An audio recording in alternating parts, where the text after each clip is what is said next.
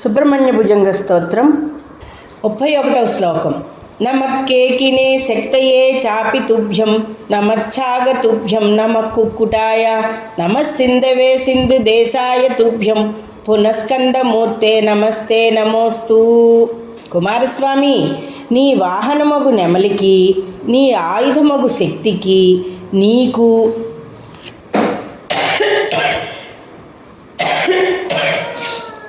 నీ ధ్వజమగు కోడికి నా నమస్కారములు చెప్పుతున్నాను.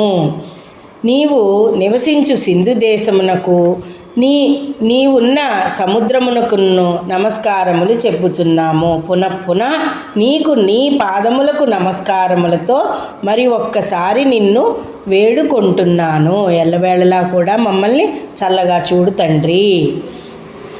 ప్రతినిత్యం కూడా ఈ శ్లోకాలన్నీ పారాయణ చేయండి. ప్రస్తుతం జరుగుతున్న శనిరాహుల చండాల యోగం నుంచి కూడా మీరు గ్రహబాధల నుంచి కూడా తప్పించుకుంటారు. ఈ స్తోత్ర పారాయణ వలన సర్వత్రా విజయం జరుగుతుంది. ప్రతి షష్ఠికి కూడా, ప్రతి మంగళవారం కూడా సుబ్రహ్మణ్య భుజంగ స్తోత్రాన్ని శ్రద్ధాభక్తులతో చదవండి.